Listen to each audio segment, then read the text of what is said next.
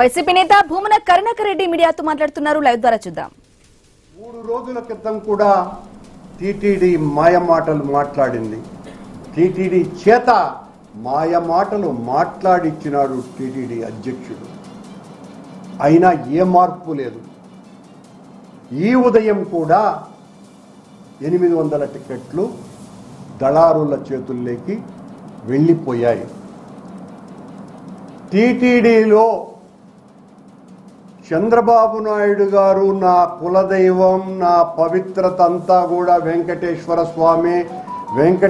స్వామి ఆలయ పరిరక్షణ అనేదానికి నేను కంకణబద్ధుడైనటువంటి నిష్ఠాగరిష్ఠుడైనటువంటి సద్బ్రాహ్మణుల కంటే కూడా మిన్నైనటువంటి భక్తుణ్ణి అని చెప్పుకునే చంద్రబాబు నాయుడు గారు గూగుల్ డేటా సెంటర్ను నేనే తెచ్చానని,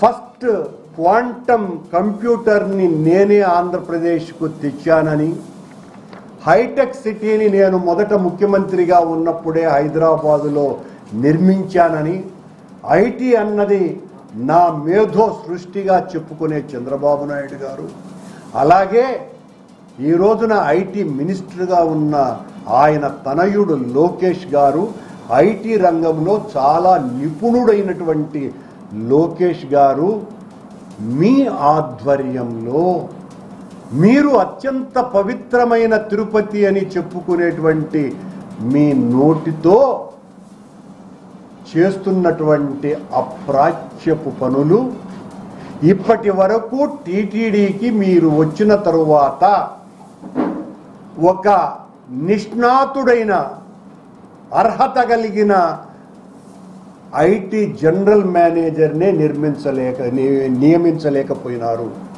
ఇప్పుడు ఎవరైతే ఐటీ జనరల్ మేనేజర్గా మీరు అడిషనల్ ఇన్ఛార్జ్ ఇచ్చారో ఆ వ్యక్తి వెంకటేశ్వర్ల నాయుడు అనేటువంటి వ్యక్తి, మీ కొమ్ము కాసేటువంటి వ్యక్తి, బిఆర్ నాయుడు గారికి తాబేదారులాగా, అక్కడున్న అధికారులకు తాబేదారులాగా ఉండేటువంటి వ్యక్తి, ఒక ఏఈఓ బీటెక్ అర్హత కూడా లేనటువంటి ఆ వ్యక్తి గత ప్రభుత్వంలో శ్రీనివాస కళ్యాణాలను విదేశాలలో జరిపి రమ్మంటే అవినీతికి పాల్పడి అడ్డంగా దొరికి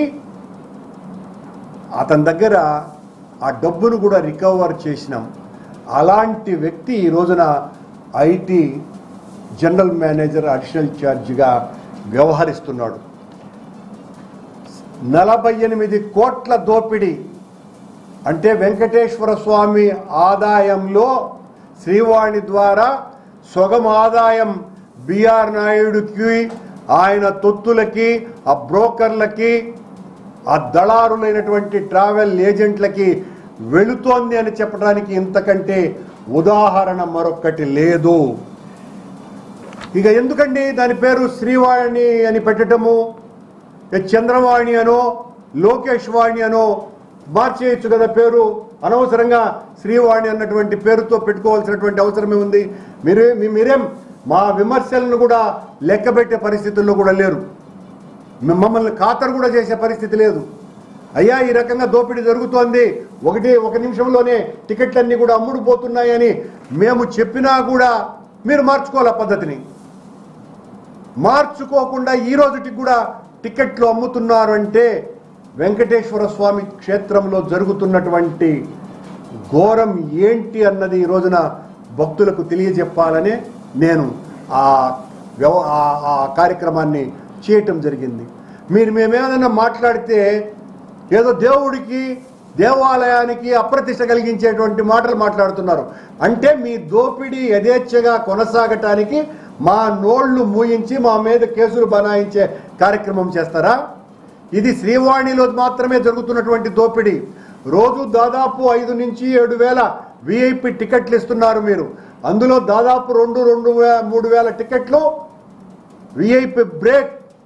ఒక్కో టికెట్టు 3,000 నుంచి 5,000 రూపాయల బ్లాక్లో అమ్ముతున్నారు. టీవీ5కు సంబంధించినటువంటి వ్యక్తులు అందులో అగ్రభాగాన ఉన్నారు. టీవీ5 యాజమాన్యానికి కావలసినటువంటి వ్యక్తులకు ఇస్తున్నారు.